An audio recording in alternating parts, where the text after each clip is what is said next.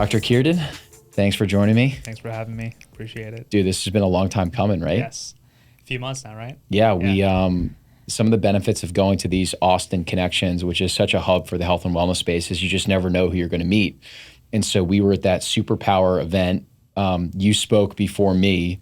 And when you hear someone else that has a similar autoimmune disease, you instantly connect with them because of all the pain and suffering and everything that you've been through. But especially for you and I, with you having Crohn's, me having colitis, it's so similar. And I think one of the things when we went up to each other afterwards is like the similarity between both of our stories.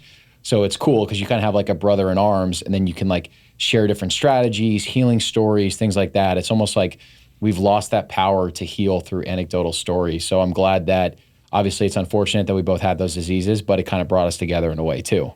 Definitely. I'm sure you were in a position where you were on forums, on Reddit, looking for answers, looking for some sort of online community. And the truth of the matter is there's not much information out there. Yeah. And I know a lot of people feel shame when they have something like this going on, whether it's autoimmune, inflammatory. It's hard to even talk to your own family about it because they try to help, they don't understand. So it was so funny going, as soon as I got off stage, he went on stage and started speaking about the same thing. And I was like, what? That can't be. What's the coincidence that happened? Yeah, and we didn't even know ahead of time because we had never met before. Nope. And we just had crazy similarities. But you're such an interesting guy because you're technically a surgeon by trade. You're a podiatrist, right? Yep. So you have classical medical training, but then you also have this degree in nutrition. You have a ton of information and insight into like healthy gut microbiome. Then you also have your product Klora as well. So you kind of bring this interesting blend of like traditional medicine, but then also like preventative cure too. Yeah, I mean, I could go into that if you'd like. Yeah. On how that happened. So I went back to school during the pandemic because for a short amount of time in New York, the operating rooms were closed for around 2-3 months. And I was like, great opportunity to go to school online for a discount, and I don't have to attend classes in person or do rotations in person. And there's a program at Rutgers where it allowed doctorate holders to basically use their credits to get an advanced degree in nutrition. So I really wanted to learn about 3 things: the microbiome, obviously nutrition, the food supply we have in America, and cellular health and cellular aging. And I got all 3. Rutgers was a fantastic school for that. So graduated last year in January officially, and really am leaning towards that more than my own like traditional medical education. That's I learned incredible. more about the body and health and overall aging in that year and a half than I did in 4 years of school and residency. It's amazing. Yeah. It just shows there have been so many incredible, like beneficial changes and pivots that people have taken to their career. I know obviously gut health, like we mentioned, is something very personal to you. So maybe for the listener, like, you know, why do you think you got sick? How old were you? What happened? And then maybe even just like some of the things that you did to maybe like holistically treat that would be cool for the listener. Definitely. So I'll tell you a story. I spent 10 years in school trying to get this degree and become a surgeon. And as soon as I graduated, I got hit with this ailment. Basically, woke up one morning and had left lower quadrant pain, started losing about 1 pound a week. And I'm about 5'8", and I went from like 155, 160 down to 110 pounds in 3 months for no reason.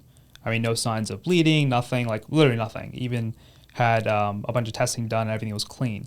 But my theory is, in residency, right before I graduated, I went to Asia to do this like surgical mini residency or mini fellowship, if you would like to call it that. And it was in a hospital called Civil Hospital in Asia. It's one of Asia's largest hospitals, got 6,000 beds. Did a ton of cases. It was really interesting. While I was there, though, I got an E. coli infection and took some antibiotics for that. Basically, pretty high-end stuff where it destroys good and bad bacteria. And it was a pretty severe infection. I was like almost hospitalized. It was that bad. So luckily got the antibiotics there, flew back to the United States, got better. 4 months later, I started having these symptoms. And I remember doctors asking me, hey, are you stressed out? What's going on in your life? I'm like, bro, I am healthy. I'm working out. I'm the happiest I've ever been. I got my dream job. And then this happened out of nowhere, literally out of nowhere. I was eating the same things I was my whole life, essentially, going out of my way to eat healthy, in quotes. And then this happened. So my theory was, yeah, it could have been antibiotics, could have been infectious a kind of trigger, which happens to a lot of people as well. Sometimes it's stress, sometimes it's autoimmune related. But I'm of the belief now that this umbrella of Crohn's, colitis, even some autoimmune disease isn't entirely genetic. I really do think a lot of it has to contribute to environmental factors and food supply, especially in America. If you look at like the trend over the past even 10, 20 years, it's like autoimmune diseases, these types of diagnoses are like rising exponentially. Why? There's a reason why, and we're going to get into that. Yeah, if you look at the chart of autoimmune diseases over the last like 50 years or so, they were essentially like non-existent a century ago. And now it's like, I know so many people were, especially after creating the show, the number of young men in particular that were like, I have Crohn's, I have colitis, I have IBS, I have eczema, I have psoriasis. It's insane. And it's like people are turning to these like alternative health resources, whether it's like podcasts, blogs, Reddit, because you're so desperate for an answer and you're on medication that's supposed to be helping you. And, I think it does help you to an extent. Like I think the biologic drugs that I was on got me maybe like 80% of the way there. But in terms of like fully getting free of flare-ups, clearing out all the microinflammation, it was really like running towards animal products, and the carnivore diet for me was what really got me to that like 80 to 100% feeling healed. Yeah, totally. I can understand. Yeah. Yeah. So I can understand the frustration. And so for you, so you didn't have blood in your stool, but you were still technically inflamed and had Crohn's disease. Is that right? Yeah, so I did eventually start getting like really bad flare-ups, but I would always go back to baseline where I was getting clean scopes, So basically for the audience, scope is basically endoscopy, colonoscopy. Basically you get a tube down your throat, tube up the other way, check your colon, check your GI tract, check your upper GI, including your stomach, esophagus, part of the mouth, a small intestine. And that's the best way diagnostically because you get to see what clinically you see in the images, but then they also take little snippets of tissue to send to the pathology lab to see the microinflammation. And unfortunately, there's a piece missing there. What's that piece? It's the microbes. It's what's going on like even further down the line in terms of diversity, what commensal bacteria are there, and the microbiome houses your parasites, your bacteria, your viruses, your fungi. It's a whole host of things, and it's something that traditional medicine doesn't really address. If that makes sense. Yeah. It's so interesting too, to your point, like I feel like so many, I'm 29, I think you're early 30s. It's like how many people our age just like, they probably have like undiagnosed like IBS or something like that. And we just accept this like irritated gut 24/7. It's like, there's no like internal ability to like actually take stock of like, how do these foods actually make me feel? And we just accept it and we don't give the genes what they want. And then next thing you know, it's like you're in a full-blown flare-up and then you're just on drugs for the rest of your life. Yeah. It's a collection of things, whether it's habits, food supply, environment, and correcting those. It's like in surgery, like I tell my patients, hey, I have this foot pain, I have this like little immobility, and why is it happening at 45? Well, you've been taking thousands of steps unconsciously every day, and it accumulates over time, and maybe it's leading to this pathological state. So one of the hallmarks of kind of like aging is prevention of disease. And if you look at traditional medicine, we just don't prevent at all. We don't cure or prevent, we basically treat symptoms. And that's what the entire system is based on. So there might be something, whether it's antibiotic use, poor food supply, water supply, your environment, that's accumulating over time to lead you to the disease state. And as you know, when inflammation starts, it's like a positive feedback loop where if you don't stop it, it really gets worse each time over a period of time. What is what's the scientific definition of what an autoimmune disease or illness actually is?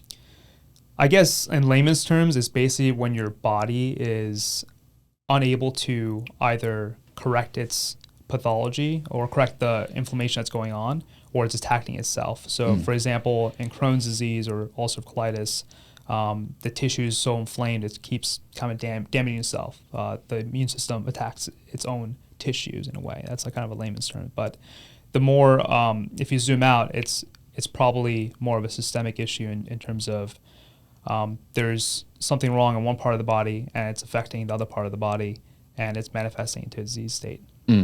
Like there's a lot of connections between rheumatoid arthritis and gut health, vitiligo and gut health, and a lot of people that have been carnivore and have reversed their vitiligo. I know Joe Rogan talked about this specifically for his vitiligo. So there's not just one cause to autoimmune disease or one definition. Mm. Just like Crohn's and colitis. I Yeah. don't consider that to be two different diagnoses. I know a lot of doctors would disagree with me, but I do believe it's in one umbrella of autoimmune inflammation dysbiosis for gut health. Yeah. When you I guess this flipped off. Maybe I'll hit the off button so we can keep going. Yeah. But so when you were down to 110 pounds, did they put you on any type of like biologic drug or anything like that to treat the symptoms? The whole time, I would say the first 2 years I was sick, I was very resistant. I was like, how is this happening? No one answers. Why is this happening to me? I'm healthy. I have no history, no family history. I've gone out of my way to eat healthy my whole life. Mm-hmm. I remember being in college and even in med school and going out of my way to eat better because I just cared about my food. Yeah. And that was just something I've always had. Even when I got sick in Asia, I didn't want to take the antibiotics because I was like worried about my microbiome. You kind of intuitively knew. I just intuitively knew, for some reason.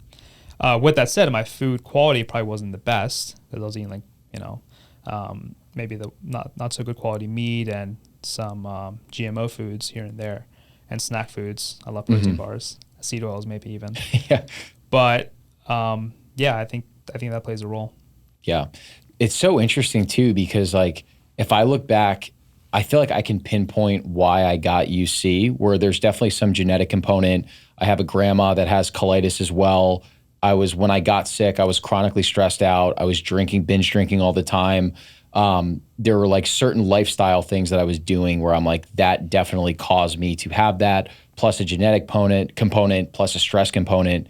But it's like for you, you're doing all the right things. There's maybe that antibiotic incident was what triggered it, but it's like, it's weird how sometimes we just don't know why these things happen or why these triggers happen. Yeah, and I've seen that spectrum across many people. Interesting. This happened out of nowhere, or this happened, I know exactly why this happened. Yeah. It was this antibiotic, or it was this stress event, or, that definitely is very, very true across everyone I've met.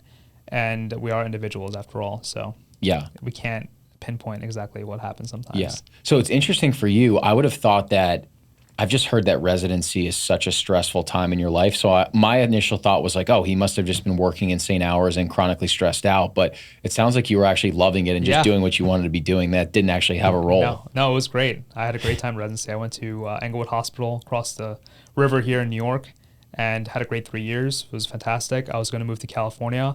And then my current boss basically gave me this offer I couldn't refuse. I was super excited to start. And 3 months into starting, had this happen to me. So imagine in my state of mind, I've worked this hard my whole life just to suffer now. Dude. And I couldn't even enjoy my life. It was so strange. It was a short amount of time, but I still remember being in that state of mind, being like, what karmic value did this come back to me and made me feel this way all of a sudden when I worked this hard my whole life to achieve this point just to suffer now.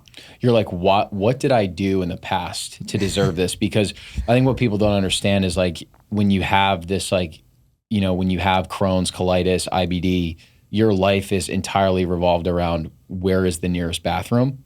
And it's like, for me, it was like, I'm going to go to the bathroom in the toilet or it's just happening right now. So you're just like making up all these excuses as to why you're going to the bathroom. So it's like, I remember being on a date and I think I had to go like 4 times during the date. And the girl that I was out with probably thought I had like a coke addiction or something like that. Cause I'm just like making up different excuses. Cause especially as young men, it's like, you don't want to be vulnerable and tell people why this is happening. And then for you, I would imagine you're in this intensive state of learning. You're trying to learn from these doctors, these specialists.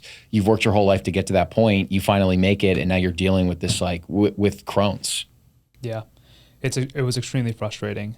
And there was initially, I would say when I was younger, this happened when I was 29, 30, there was a sense of shame for sure. Mm-hmm. I was this like athletic guy that was starting his career, making good money, trying to live this certain lifestyle.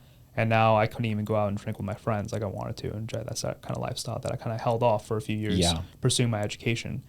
And now I feel no shame. I feel fantastic about it. I feel like I should tell people about it. And I'm happy to do so because of what happened to me, I'm in better health than I've ever been in my life. Mm-hmm. And I understand how my body works. I understand what is kind of going on. I'm not 100% there for sure, but I definitely understand a lot more than I ever did and I never would have. And the silver lining here is that obviously am part of the health and wellness community now. I've learned a lot about my own body, about this disease state, about other disease states, and what's going on in the environment around us as far as food supply goes.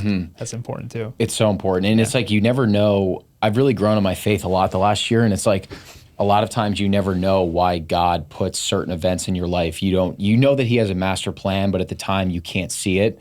So for something like having Crohn's or UC, in the moment when you're in that flare up, you're like, God, like, why are you doing this to me? I don't understand. Yet it's you being open and vulnerable and sharing your healing journey. Thousands of young people are going to be able to learn from that, be able to help themselves. That's probably the biggest thing that I learned from doing this show is, for years, I wanted to write a blog about how I healed my stomach holistically, but I was like, I don't have a medical degree, like who am I? But there's so much power in being able to share your healing journey.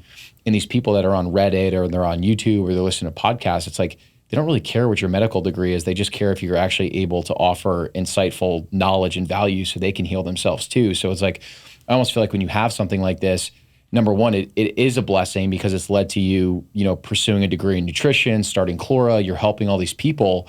But it's like you're giving the other people the ability to heal by you being vulnerable. Otherwise, how are they supposed to heal? Because there's no examples of people doing so. Yeah, and you can stand in a position of power and still talk about what you've been through. Totally. And you can talk about how you have persevered and understood the power of your mind and the ability to use your resources to find a solution, because for every problem there's a solution, as corny as that sounds. And I've always found a solution to all of my problems in my life, every single time, including this one. And I will continue to do so. And if I can help others in that process, I'd be happy to do so now. So I am leaning in that direction where I can hopefully eventually leave my clinical practice and do this full time. But that's understanding that I had over time. It didn't happen when I was sick and didn't happen when I was really suffering. It happened after the fact and after the results came. Yeah. It's been a multi-year long process for you. 5 years. Damn. Yeah, half a decade. I'm just curious. So when you found yourself at your lowest, you're 110 pounds, what were some of the things that you really clung on to and stayed consistent with that you attribute to like gaining your health back and getting you into the shape that you're in now? So it's funny, and I'm sure people in the audience have also experienced this. Every time you put on a new medication, you get this degree of hope. Yeah. You get this, okay, 3 months from now, I'll be better than ever. 6 months from now, I'll be back to normal. Every time you put on another protocol, you get this sense of hope. So about 3 years of that was that, where, okay, I've been put on a lot of biologics, by the way. Yeah. I've been put on probably every medication for this kind of stuff. Can you list a couple of them out? I can list them all if you like. It's just to list a couple of them. Yeah, I have a timeline. It's funny that I give to all my doctors now. But yeah, so I've been on Xeljanz, Stelara, Humira, prednisone, mesalamine, and all of them were short stints because I knew they weren't working. So I was like, I'm gonna try this out and then I'm gonna get off because I know the side effects sometimes with these medications.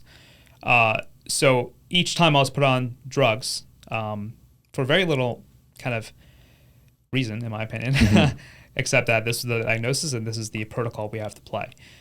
I had a sense of hope, and hope is a fantastic thing. Eventually, I was like, this isn't working, and my doctors are fantastic, by the way. Every single one of them, fantastic, and we still work together. But there had to be something else put into the pool for me to find results. So the healing journey began after I was like, all right, let me try this now. Let me really do some more research into why this could be occurring as a full body picture. Let me start changing these things around my environment, around my food supply, to see if I can get some sort of accumulation of results over time. And one thing that you have to understand, whether it's an autoimmune disease or a disease state that you're in, is that these things do take time. It's not like you have a little infection from a pimple. You take an antibiotic, 10 days later, you're back to normal. It's not like that. It takes many months, sometimes up to a year, sometimes even more. And if you just work at it, you will find some results, at least get to something normal. You'll find something else about yourself too, which is fantastic. 100%. Yeah, it's like one of the things I really enjoy about podcasting is like, it's not like Instagram or Twitter or TikTok where you get these like viral posts that can give you thousands, maybe hundreds of thousands of followers. It's like this slow war of attrition where even if you have a big guest on, it'll increase your performance a little bit, but your overall listener base stays the same. It's just like continuing to pound the pavement, 3 episodes a week, and then you look back in a year and you're like, wow, we've done over 100 plus episodes. We have a following.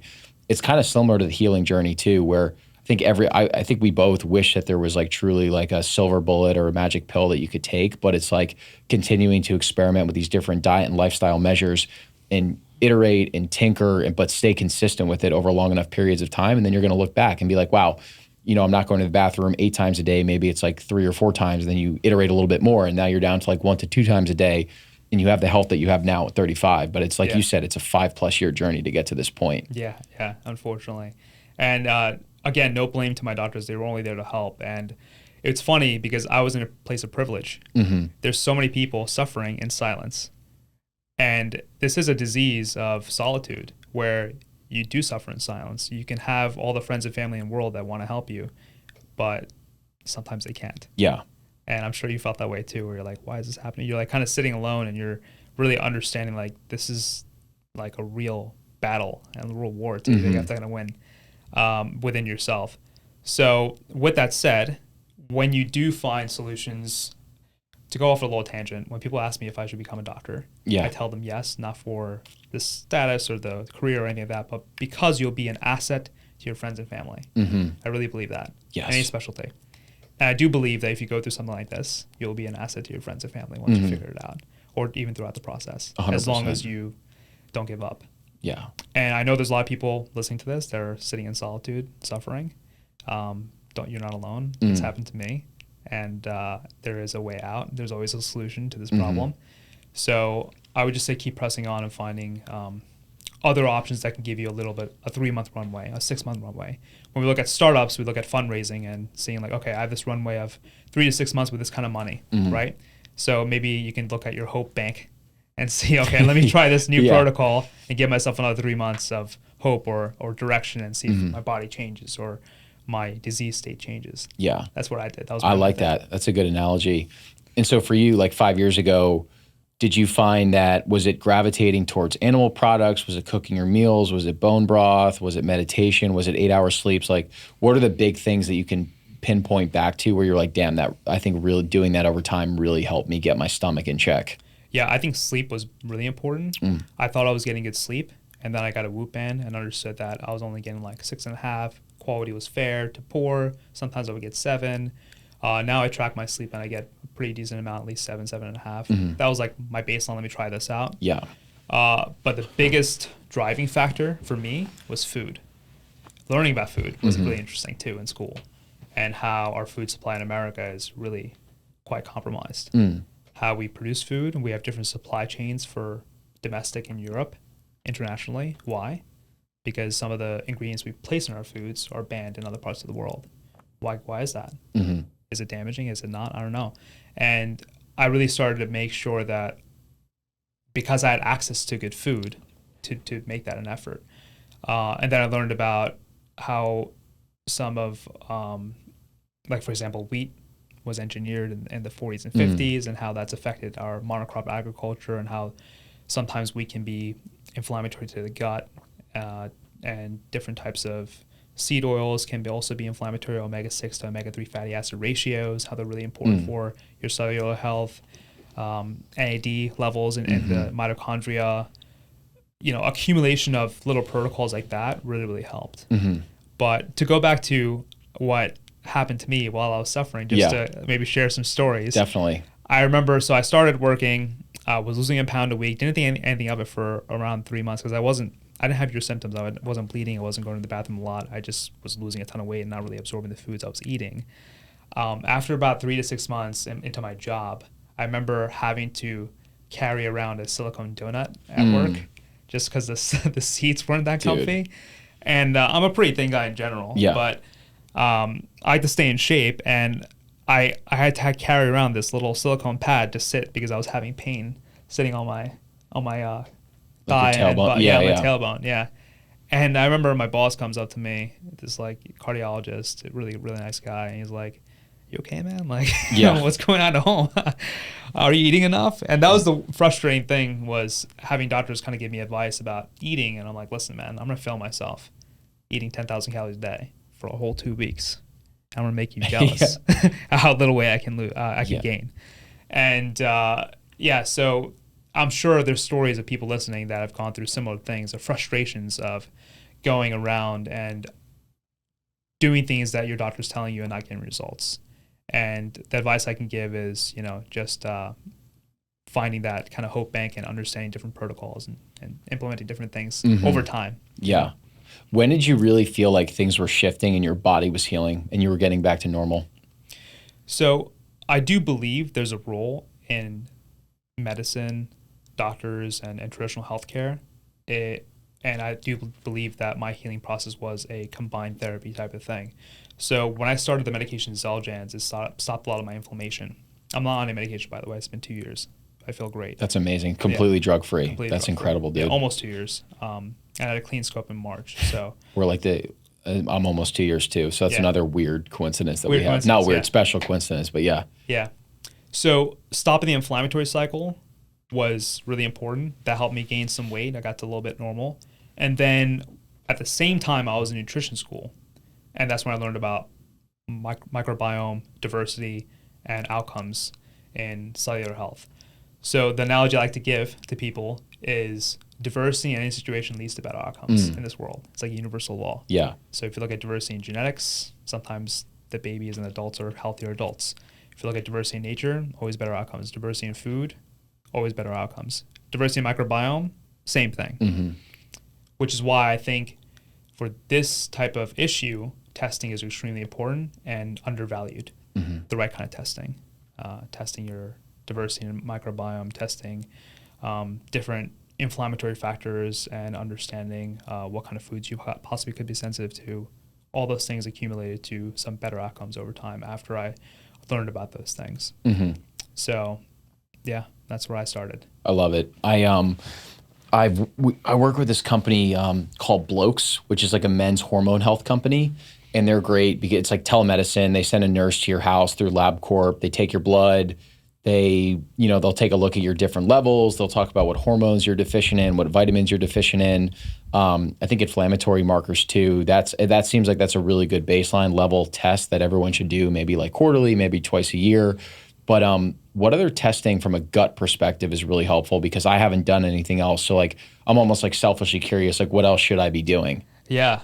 Recently I did something. So I believe there's 3 levels of testing. The first is consumer testing that you see at companies in the e-commerce, direct-to-consumer space that I'm sure you've seen online. I don't believe those are very valuable, just from a personal standpoint.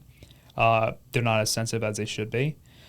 Then there's PCR testing, which is more specific. It tests like the things I was talking about earlier, like your full microbiome, commensal bacteria that you should have, bacteria that are a little bit imbalanced that you shouldn't have, and maybe even some fungi and viruses and parasites in there. So you can possibly take a antibiotic, antifungal, antiparasitic, and maybe rebalance that dysbiosis. And there's a third level, which I'm experimenting with right now, actually. And that's shotgun metagenome testing, if I pronounce that correctly. And what that does is it tests your metabolites that your microbiome produces. So you can see all of like the short chain fatty acids, the different basic metabolites that the entire microbiome produces that can give you more insights on specific pathologies that could be occurring. I'm taking that data and I'm sending that out to a lab that is kind of in beta, but they're doing a pro bono to understand, what's really going on in the full picture of things. So hopefully that can be a little bit more accessible to people over time. Yeah. That'd be incredible. So this is the third style of testing that's still kind of in beta. Yeah, basically. Yeah. It's available right now. You can get it done through a company called Genova, but interpreting the results is also very important. So the interpretation of the results is what I'm really looking into. Got it. Right now. What, like finding like a really good holistic doctor or medical professional? Like an AI model. Wow. To understand what the metabolites mean in terms of the whole picture. Maybe plugging it through a PubMed protocol and understanding like the database and what it means. But I did work with a doctor last year and this year to go through that PCR testing, which is available to most people, and finding out what we can do to rebuild my microbiome, which helps a lot. Yeah. What type of doctor was it? It was actually a naturopath, but she was an MD, OBGYN, that went to the naturopath route, and she dealt with a lot of SIBO, which stands for small intestinal bowel overgrowth, a lot of colitis, Crohn's, and dysbiosis in general. So for me, I've been stable for, a little over a year before this started. Or before this, got better. And she's like, let's get you back to the 90%. And she kind of did, which is fantastic. Yeah. Do you have any recommendations for people that, have IBS or some type of autoimmune disease and they don't want to work with like a traditional Western GI and they want someone that's going to talk to them about like preventative measures, like recommendations for how they can maybe track down some type of health professional or doctor? You'd be surprised at how much your insurance covers this kind of thing. So I would start there. Look into your insurance plan and see what doctors are available in your area that kind of do this thing. And obviously Google is a great resource. But I want to go on a little tangent and talk about like what you can do at home in understanding the full body picture. Definitely. So everything is related, everything is connected. And your oral microbiome plays a role, your upper GI plays a role. Your microbiome, quote unquote, lives in your colon, your large intestine, the last part of the GI tract. But if there's something going on with your stomach, there's something going on with your enzymes, your bile, your oral microbiome, it's going to affect the rest of your body. And that's something that is not addressed, really, or is not really talked about. So let's say you have poor dental habits. It could be affecting your GI. Let's say you have gastritis, which is inflammation of the stomach lining. It could be affecting your small intestine, which affects the large intestine, right? So I think that's why endoscopy, colonoscopy is usually done together. But looking at the full picture, like, hey, is my bile acids okay? Hey, do I have any overgrowth in my small intestines preventing absorption of nutrients? Do I have macronutrient deficiencies? Do I have good dental health? Am I flossing all the time with good floss, like tea tree oil instead of like plastic? Am I eliminating, I could talk about the diet stuff later, but, it has to be a full picture for you to really understand the power of healing that your body has. Otherwise, you're ignoring a big portion. If there's a leak in one side of the boat and you're fixing this side of the boat, what's going on? You're really at that still disease state. You're not really going above water like you should be. So you're saying there's so many little cracks in the boat that you need to be worried about, where it's like, it's so easy. Like for me, it's so easy to just, if I'm in a flare up, to just singularly focus on, okay, carnivore, bone broth, very focused on the foods, but it's like, dude, maybe it's like dental hygiene. Maybe it's these other little things that you're putting off and not addressing as clearly as you should. They seem super minor. Maybe they're even annoying to do, but it's like, no, dude, taking care of these little things is going to lead to like the macro level of health that you want. Yeah. And the way I like to put it is one-time investment. So these habits build over time, and the one-time investment could be, like, for example, for me, I got a Whoop band, I got a water filter, I got some good dental floss and toothpaste, and now it's just part of my routine. I don't even think about it, subconscious. Yeah. Not thinking about it, right? Yeah. So hopefully that over time has led to better outcomes, and I think they have. Small, obviously, but still it helps the overall outcome. Yeah. Are you drinking spring water or just like a really good quality water filter in the house? Yeah, what's funny is for many years I was drinking out of bottled water. Many years. Could have contributed to the disease state I was in because I was afraid of tap water. Yeah. And, there's obviously plastics in the water now and these things, phthalates, that are affecting our hormones and affecting just our overall aging and health and wellness, that could also be affecting our gut health, that I was just like kind of ignoring or not knowing about. So I do filter my water. I use something called a Berkey filter. Berkey, yeah. Yeah, and there's something called an AquaTrue. They have a glass model. The model I have has Tri-10 in it, which is plastic. But it's a reverse osmosis filter for the desktop. It's just a convenient thing. Yeah. And then I remineralize my water when I can. I've heard having a good quality like shower filter is really important too. I don't have one yet. Like I put a lot of attention in the quality of water I drink, but then I was hearing like the gallons and gallons of water that are getting dumped on your skin that are actually getting absorbed through it. Like that's just as important as the quality of drinking water, which is super interesting. Yeah, I mean, I believe it. I do have a shower filter. Yeah. The two brands I recommend are Jolie and VitaClean, I believe. Okay. VitaClean has better water pressure, but I have both on two different shower heads. But yeah, it was just one of those things I was like, yeah, I'll just invest $100 and see what happens. Yeah. But I don't know the science behind that. But yeah, it definitely makes my skin and hair feel better. Love it. I definitely need to invest in one then.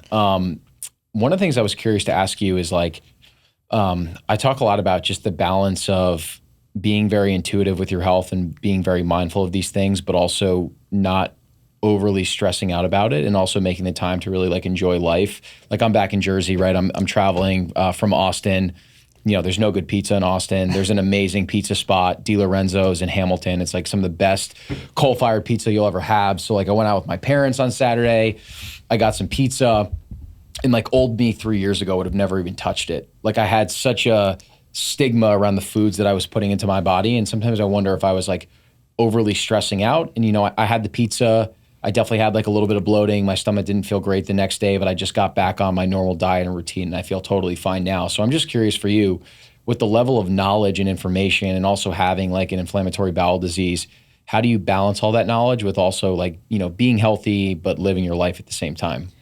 I tell my patients the same thing. I tell them this. First, I start off by saying, everything I'm telling you, I do myself. Mm-hmm. So don't think I'm talking down upon Yeah. you or talking down upon your habits. I eat really clean at home, 5 days a week, sometimes more, right? If I'm home for longer. Military style, strict diet. I actually enjoy what I'm eating at home. Yeah. It's not like I'm suffering, right?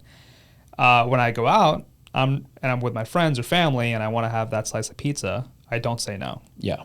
I do it within reason. I'm not having a whole pie. I'm not having 8 slices.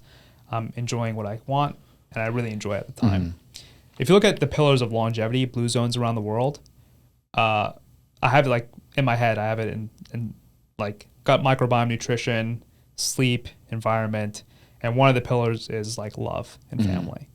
So if you can't enjoy food around your loved ones, it's a bonding experience. If you can't enjoy that cocktail at Zero Bond every now and then, then what's the point of living?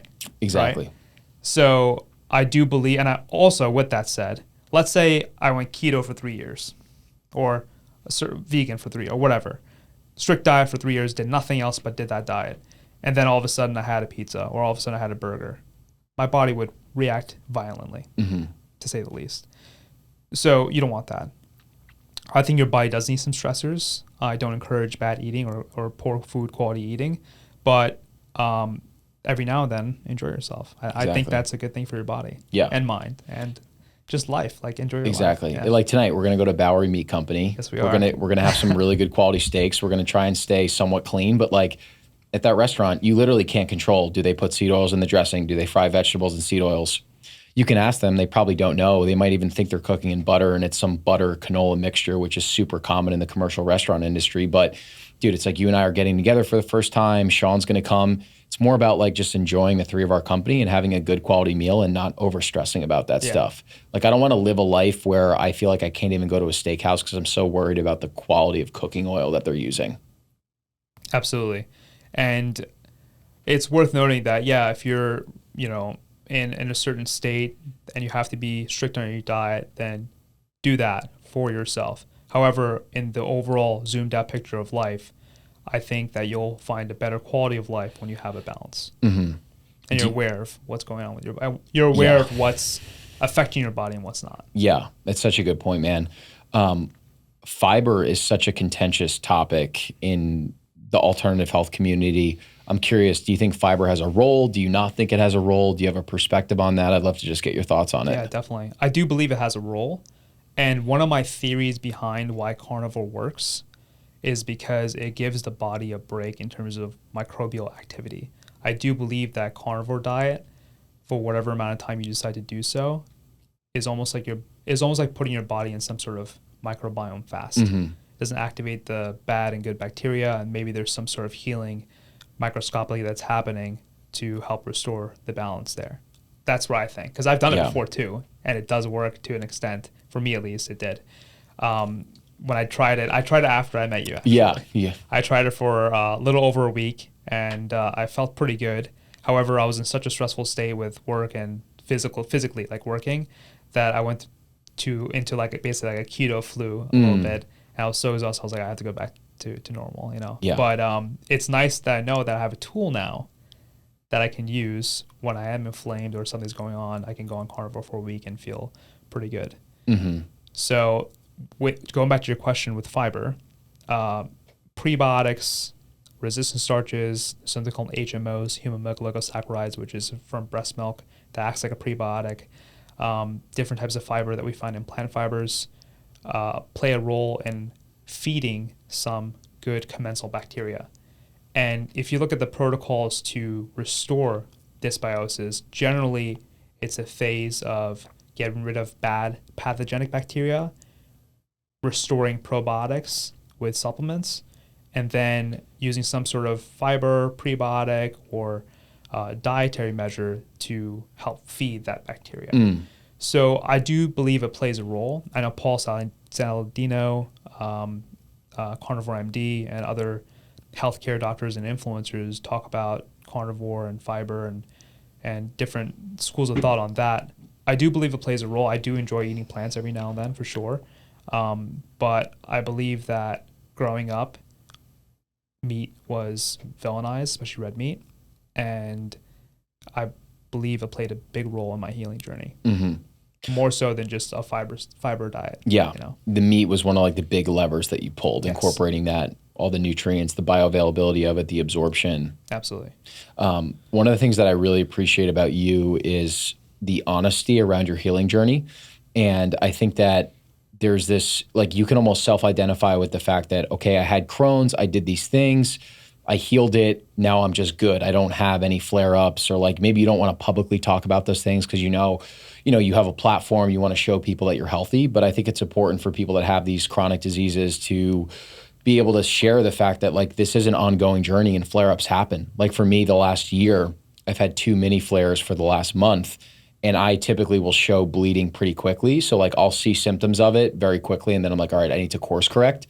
So I'm curious for you, if you ever find yourself in a flare or a mini flare, what does that protocol look like to just kind of get yourself out of it? Yeah, the first thing is I kind of track my sleep. Like making sure. I don't think that one thing triggers the other, or, sometimes it happens when I'm not stressed out at all. So I have been through the same thing. In the past 2 years, I haven't been completely flare-free, but I haven't been 110 pounds either. Exactly. Right? But I know that I can live this way my whole life without feeling conscious about how I look, or conscious about where I need to go to eat, or that was part of my kind of like, okay, I am at homeostasis, I am at balance now. With that said, as far as what my protocol is to get back to normal, I definitely, first thing I do is sleep. Second thing I look at is my food, what I ate the past week, and what could have possibly triggered it. Usually it's a form of eating out, drinking, not sleeping, partying, that kind of thing. And then for course correction, I do believe in the power of supplements. I really do. And I think a combination of getting restorative sleep, a supplement protocol, and proper nutrition and hydration will get you back to normal before you reach that pathological state. Because in IBD, it's one of those things, it's like a positive feedback loop where once that inflammatory cycle starts and you don't really stop it in time, you'll move down that path where you'll be bleeding or whatever. Yeah. What are your go-to supplements for that? Yeah, so I use butyrate as a postbiotic. So in the form of tributrin, which is a glycerol backbone with 3 butyrate molecules, it gets down to the colon better than sodium butyrate alone. And then I take something called ADP, which is oregano. It's like activated form of oregano to clear some of the upper GI dysbiosis that could be occurring in the small intestine to help my body absorb. Glutamine is great. There's a difference between meat broth and bone broth, which I didn't know. Yeah. I don't know if you're aware of this, but I learned about it recently. So making bone broth is usually done over time, longer period of time, I should say, 24, 48 hours, with obviously bones, meat, whatever. Meat broth is done in a shorter amount of time, and you get less histamine production, supposedly. So I'll make a meat broth and use that as kind of like a supplement to heal my gut. Other things are glutamine. I use zinc L-carnosine, which kind of helps heal leaky gut as well. There's something called zonulin. Are you familiar with it? No. Okay, so a little lesson for the audience and maybe ourselves. And me. is the cell wall, everyone's heard of leaky gut. So the gut lining is actually only 1 cell thick. So you have the inside environment, the outside environment, basically the tube that runs your whole body from mouth to end. In the large intestine where the microbiome live, it's only 1 cell thick. So there's 1 cell separating this environment.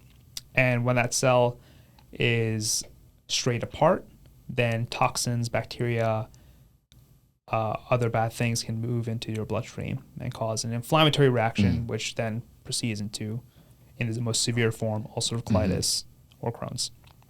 So that glue that holds those cells together is called zonulin.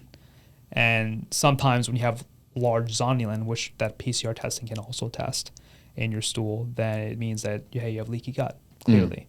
So one of the things that L-carnosine does is it helps kind of seal that gut lining along with the mucus lining that's there, along with the butyrate, along with all the other supplements that you can possibly take with the nutrient component as well. So I kind of try to address that subconsciously in my head. Yeah, I like that. Something else that you changed my perspective on, I think much more strongly about this now over the last few months. I think there's this misconception in the carnivore community to just be like anti-herbs and spices, where it's like meat is solely the answer. Like that's the pill that you need to be taking, where herbs for thousands of years have been viewed as medicine. They have medicinal properties. And when I was going through my flare-up in June, early June, you had me take that Qing Dai herb. Yeah. And literally, dude, within 4 days, the bleeding in my stool completely stopped. It was insane. Like I've never seen something that's worked that quickly before. Yeah, well, I'm glad Yeah. because it worked for me too. One of the things to realize is a lot of our prescription medications come from plant sources. And just because something is a supplement doesn't mean it doesn't have clinical results or clinical effects, negative or positive. And that's something to be a warning to be aware, like, hey, if I'm taking a supplement, treat this like a drug, because it could be for you. And the reason why I chose to give you that, or I took it myself, usually I experiment on my own, and then you recommend it. Is there was an Israeli protocol that helped the disease state with curcumin and tangali, not tangali, the indigo dialysis, and I used that to kind of like use on my own, and that's what helped me. So whenever I'm in a flare, I take that first too. Yeah. And you can buy it right off Amazon. It's like Qing Dai. Is that how you pronounce it? Yeah, it's indigo. It's some sort of like indigo dye that's used to help with that. Yeah. I've also, per your recommendation, I've taken the peptide. I've been taking the peptide BPC 157 for the last 2 weeks, and anecdotally, I've noticed really nice improvements in my stomach, like, urgency to go to the bathroom, no blood in the stool, fully formed stool, whatever. I don't know if it's just like helping with inflammation or whatever, but since I've been using it, I feel great. Yeah, BPC 157 is interesting. It's pretty popular as far as like the health and wellness community goes when people talk about it on podcasts, but not much is known about it. It stands for Body Protective Compound 157. 157 is the amino acid sequence. And because you haven't heard about it, the reason why you haven't heard about it is because it's not really patentable, to my knowledge.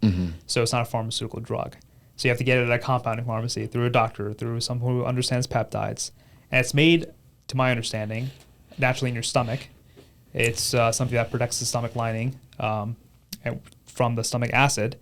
And when injected in areas of tendon injury or even parts of inflammation, it can help accelerate healing. And I've used it myself with some of the athletes in my clinic, and in my own healing journey, peptides have been pretty wonderful. Collagen peptides, BPC 157, among other things, What's the difference between like a collagen peptide and BPC 157? Yeah, so anything that's a peptide moniker is basically something that is an amino acid that produces a response in your body. And collagen peptides is just something that's from either bovine, marine sources, other animal sources that kind of helps build type 1, type 2 collagen when you ingest it. Collagen peptides can be found in meat products that we eat, even bone broth. So as far as a supplement goes, usually they're just a more, pure, easily absorbable form in a powder form, or it's a capsule form that you can buy over the counter in a higher dose. Yeah. Cool. I'd love to hear a little bit more about what you and the team are building out at Klora as well. I know you brought me some supplements. I can't wait to try it starting definitely. Tonight. So it's funny. I'll tell you the story of how the company started. My co-founder, Dan Snow, and John Snow, we grew up together, and Dan was having gut health issues while I was in nutrition school. So the story is that I learned about HMOs, which are human milk oligosaccharides. We're the only mammals that produce them in breast milk, and they act like prebiotics. So I was like fascinated by this. Apparently there's whole sections of pharmaceutical companies that are researching this kind of stuff for pregnancy and prenatal health and all this other, and just infant and toddler health. And it's available over the counter in baby formula. Interesting. So if you go to Target right now, anyone in the audience, you can see 2-FL, 2-fucol-lactose, I believe that's how you pronounce it. It's the most abundant HMO in breast milk. And it acts like a prebiotic to help build the microbiome of the baby while they're being breastfed. So when you can't breastfeed, they added it to baby formula. So I had some baby formula when I was in a flare. Yeah. You got your hands on some breast milk. Yeah. No, not the breast. I went to Target, got some baby formula. Yeah. And I felt a little bit better. I didn't feel better because there was a lot of seed oils in the baby formula, but I felt better from the 2FL. Then I bought a 2FL supplement, felt good on that too. Talked to Dan about it. Long story short, he's like, hey, I like gut health. We should build a brand around gut health, cellular health, aging, longevity, whole body wellness. And that's exactly what we did. So the two things that helped me when I was kind of flaring was when I eat out, I take digestive enzymes. Digestive enzymes are essentially things that can help you break down the food that you're eating. Usually your pancreas does that with bile acids and different types of enzymes that it produces, and the stomach. So, for example, lactase breaks down milk proteins. Bromelain breaks down other proteins and meat and stuff like that.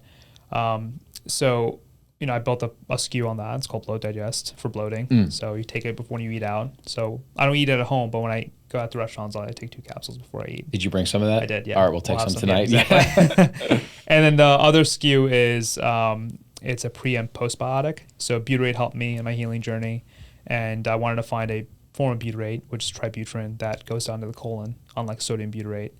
I took a supplement called D-butyr from Poland when I was flaring, and that helped.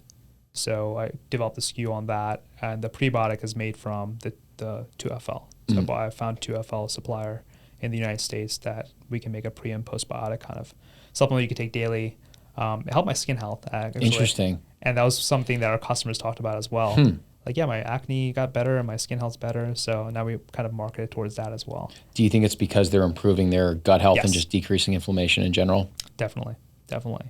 There is a huge connection between gut microbiome, gut health, and how we think. I do believe there's a skin-gut axis as well. But to go off a little tangent, when I was flaring or when I was having my issues, I would have horrendous nightmares and night sweats. Interesting. I don't know if this ever happened to you. It happened to me too. It did, right? Yeah. And most of your serotonin is actually made in the gut. I think 90% of it or something along those lines. And the gut is connected by a nerve, a cranial nerve called the vagus nerve. And this plays a role in how we think, how our emotions regulated, how motivated we are, how tired we are. It plays a role in a lot of things. And I've noticed a huge difference between point A and point B in my healing and when I was sick, and how I think and how I just behave, and the nightmares and dreams I have now. I don't have night sweats anymore, so I can sleep deeply at night. But just goes to show you that SSRIs, antidepressants, play a role in your gut health as well. And I do believe that optimizing your gut health can also produce good outcomes for not just your skin, but your mental health as well, and clarity. When I was on Remicade, I would get the worst night sweats. I would soak through the bed. And I don't know if it was really because my stomach was just flared up still, and it was like that was just a byproduct of that, or if it was from the Remicade itself. But what pushed me to finally get off the drug was that I had been going carnivore for a few years. My stomach felt amazing. My symptoms were completely gone. And then it never happened the first 3 years. And then right around like 2020 into 2021, the Remicade was causing this like terrible cystic acne. And it started off as like a really small patch, like where I would sweat. So like on my chest, on my back. And then it just spread where it was like, dude, all over my back, all over my chest, like my neck, on my face. And I'd never had skin issues before. Wow. And that for me is like, and I did so many testing, so many different types of tests. I went to dermatologist after dermatologist, medications, antibiotics, skin cream. And I'm like, this has to be the Remicade. I don't know what else it would be. Finally was able to convince my doctor to get me off of it after a colonoscopy where I had no inflammation. And then within like the first month or two, all that cystic acne went away. But that was just like a really weird byproduct from Remicade. So it's like you're taking a drug to do one thing and then it's causing all these other health issues too. It's so weird. It is so weird. And we need our immune systems. Yeah. You know what I mean? Luckily, I was on the medications I was on for such a short amount of time. I didn't have any severe reactions like that. But in the back of my head, I was like, I need my immune system. I want this to work when I'm older, you know. And I have friends that have been around Remicade for 20 years, so I'm not trying to really shy anyone away from proper drug use. However, I do believe that there is a role that you can have in your healing process that doesn't involve exclusively Remicade. And what is Remicade? I believe it's a TNF-A inhibitor. Yeah. So yeah, tumor necrosis factor alpha is something that is seen in inflammatory bowel diseases, and stopping that helps heal the lining of the gut, along with other inflammatory factors like cytokines. But yeah, it's just interesting how it plays a role in our healing and also could play a role in something else popping up. I have patients, and I'm in the unique position. I want everyone to understand that I see 30 to 40 patients a day, 4 days a week. After a month or so, that's 400 to 500 people. I've been doing this for 5 years now. I've seen thousands of people. I've seen thousands of medications that they've been on. I've seen their disease states. I've seen them in surgery. I've seen the intimate settings. There's a superpower you kind of understand, and you get as a physician, I believe, that you understand someone for who they are pretty quickly. And then on the back end, I'm seeing their medications. And some of these patients, unfortunately, I see them on one medication, and then I see them on another medication to treat a side effect of previous medication. It's insane. And then that ladder keeps going down.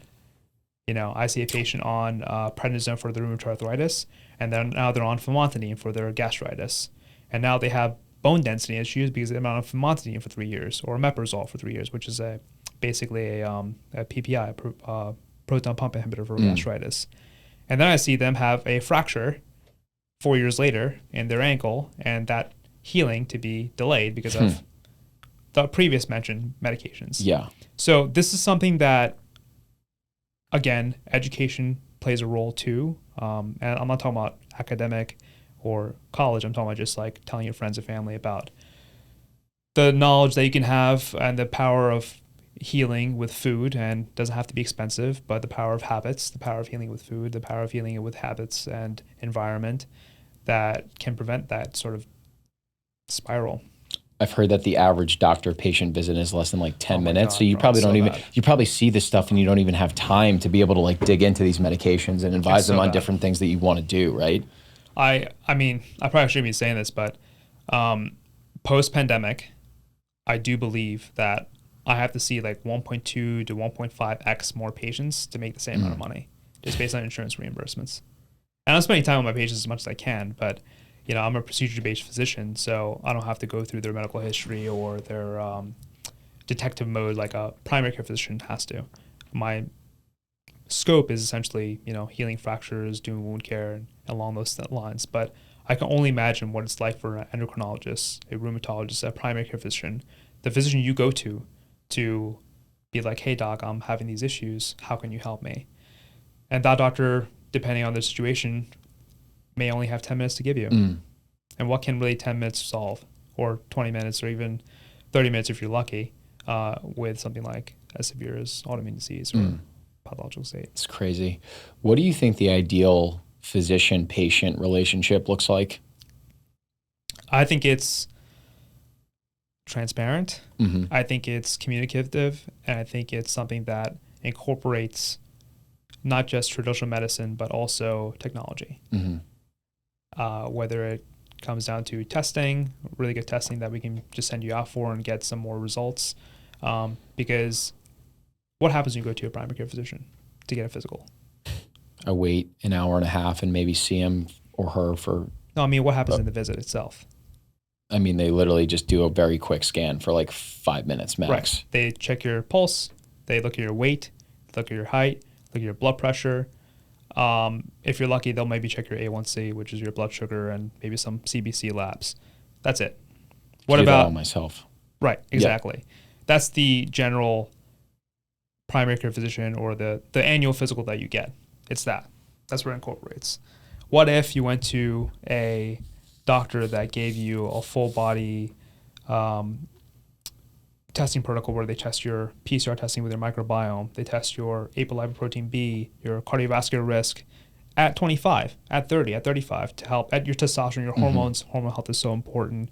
I know testosterone, other vital hormones for even women, like thyroid, is dropping like crazy or being not optimized. So imagine having those types of things being tested and covered under insurance on a once-a-year physical. Yeah. What things can we prevent? What things can we understand? What insights do we have? And as testing gets cheaper and cheaper and more accessible, I would hope that will be implemented into preventative disease management. What is the average age for a man to get a colonoscopy for the first time? Is it after 50? I believe after 50, you should be getting one once every 5 years, I believe. Yeah, don't quote me on that. How often do you think someone should actually be getting a colonoscopy? I think it's an appropriate age. However, I think if you have issues and you're having symptoms, if you have good insurance, get the scope done. Yeah. I even think about how many people just like don't go under the hood and have any, like they don't feel good and they don't even know what's actually going on internally. Like in some ways I almost felt like it was a blessing where I was like, at least I'm able to get a colonoscopy once every 2 years covered by insurance. So I at least know what the hell's going on. Yeah, no, definitely. And with that said, I've definitely spent close to probably 75 to 100K of my own money in the past 5 years just getting stuff done out of insurance. And that was, that hurt, but I got some insights out of it. With insurance, I probably spent millions of dollars. Yeah. Millions, literally. Me too. MRI, I've had 9 scopes done. I've been to the best hospitals in the country. I spent out of pocket to see the best GI doctors in the country. I've done every protocol known to man. I've done some wild stuff with stem cells and this and that. So I've spent a lot of money. And I spent a lot of insurance. I've had CT scans, MRIs, ultrasounds. I've taken, the medications are covered to a certain amount, so you have to pay the rest, paid for all of that. So yeah, I've been through it all. And it's a shame how all this technology we have isn't being utilized to prevent disease. It's only utilized to kind of recognize disease. Yeah. Have you heard of this company in Austin called Crowd Health? I forget if we talked about it when we met. I don't think so. Their founder has a really interesting podcast that you should go on, but it's a crowd-funded alternative to healthcare. So they have a few thousand members that are part of their community. And I think you pay some version, like equivalent of a premium. It's like $110 a month. And so if some type of event happens to you, the community will get triggered and it'll be like, Kirten had, broke his leg or whatever. This is the cost to be able to reimburse that. And then the members will kick in, a couple dollars. It will cover your cost. And then Crowd Health will actually negotiate with the hospital or the procedure room and they'll pay in cash. So the bill is way lower. But it's really interesting. There's all these different types of decentralized medicine that are popping up. And they'll actually, when you go on their platform, it's like they have resources on carnivore diet, connecting with the local rancher, buying beef in bulk. So it's just interesting to me to see a funded company like that that's really taking this like preventative type approach to medicine. Yeah, that sounds amazing. And that's what we should do as a country, don't you think? Yeah. Right? Look at our healthcare costs. Why are they happening? Because we're an unhealthy country. You think COVID was bad? COVID was bad in this country because we're all unhealthy. Look around you. 100%. Look around. We're in a city, and even here, it's not the best looking. And you think COVID's bad? You think COVID's a pandemic? Let me tell you, diabetes is a real problem too. Yeah. Most of my patients are diabetic that I see. I do amputations almost on a weekly basis. Which is a shame to say, but it's true, from diabetic neuropathy and just the disease states that we see people in. And actually, you can't see it on camera, but I have a CGM on, which stands for a continuous glucose monitor. I do it 2 weeks out of the year, 2 to 4 weeks out of the year. And I basically see what kind of foods that I react to and avoid those at times, and avoid those between, certain times of day, like late at night before bed. When I wore CGM for like 2 months last year. Oh, nice. And one of the things that I was noticing, I was really surprised by this, when I would drink a lot of raw dairy and cream and raw cream, my glucose was like incredibly stable and super low. Wow. And I don't know what it is. And then I had on Dr. Brian Lenskis, who's out of San Diego. He treats whatever type of doctor treats diabetic patients. And he's gotten them on endocrinologist. Sure. He never got a single patient off insulin in 20 years of practicing traditional through like Western measures. He went to like this seminar called Low Carb USA, went low carb, primarily carnivore, lost like 100 pounds, started getting his diabetic patients on it, and has gotten dozens and dozens of patients off of insulin by going low carb. And he's actually, I think he like volunteered and would treat diabetics in Guatemala. And he was saying that he noticed a similar thing with patients that were drinking, like it was either, I don't know if it was pasteurized dairy or raw dairy, but it was lowering their blood sugar for whatever reason. So I don't know the science behind it, but I just thought that was an interesting observation. That is interesting. Could be just the enzymes that are in the raw dairy, or, I don't know. That's really interesting. Yeah. What was I going to say about glucose? Yeah, so funny story about glucose. I was eating a burrito. This happened like 2 years ago when I first started using CGMs. I was eating a burrito from this local burrito place by my job every day for lunch, and I don't feel lethargic afterwards. And I was wondering why. So I put the CGM on, eat the burrito, blood sugar spikes like crazy. And then I'm like, all right, let me try the burrito without the tortilla, just a burrito bowl. And my blood sugar stayed pretty steady. Actually, it was like it wasn't a spike like this. It was more like a curve, like you need, right? And then I started experimenting with corn, and why corn would spike my blood sugar. So now I avoid corn for the most part, and my blood sugar stays pretty normal. So that's my body. It may not be your body. Exactly. So having that kind of insight, that kind of data, and this is a pretty slim device. It's only 2023. What's going to happen 20 years from now? Exactly. Right. We'll have more insights on that kind of thing. But yeah, so if corn spikes my blood sugar or is somewhat bad for me, then I avoid it. If ice cream is bad for you, then you can avoid that. Or bananas are bad for you, they can avoid that. But everyone's individual. We might react to different foods. Our bodies may produce insulin differently. It's important to understand those insights. Yeah, there's all these tools that are available now, and they're going to be coming out in future years that allow for that like self-observational science, where it's like you said, maybe something for you doesn't work for me, maybe something for me doesn't work for you, but it's like we're going to just keep testing and just developing this internal sense of like, what are the things that make me feel really good and what are the things that don't make me feel good? Because now most people have no internal sense. They're just kind of at this like consistent low. So they don't even know what it feels like to go carnivore or go animal-based. They don't even have this like ability to measure like what a more healthy version of themselves feels like, because they're just they've been in this rut for 20 plus years. Yeah, it's extremely true. And speaking of food, one of the things we learned about in school was like potatoes, for example, and rice. When potatoes are cooled, they go from like the fibers go like this, and the starch specifically, it goes into a lattice or lattice. And becomes more resistant. So you'd be surprised at eating a hot potato and a cooled potato, how little your blood sugar spikes between the two. That's so interesting. It's so interesting. Yeah, so the state of food is important. The quality of food that you're getting is extremely important, how your body reacts. Maybe there's something to be said about someone that makes food for you versus you make it for, maybe that's an energetic thing going on. Like when your mom makes you food and you eat it, it's like more tasty. Definitely. I don't know. That's like energy, spiritual stuff, but I do believe in some form of love and energy in your healing process too. It's definitely there, man. What's the best way for people to connect with you if they want to get more insight into what you're doing and the things that you're working on? You check out Klora. I'm pretty active, or we're pretty active on there. We're producing new SKUs in Q4, so look out for that. I can't say what because it's a secret. It's going to be pretty cool. Yeah.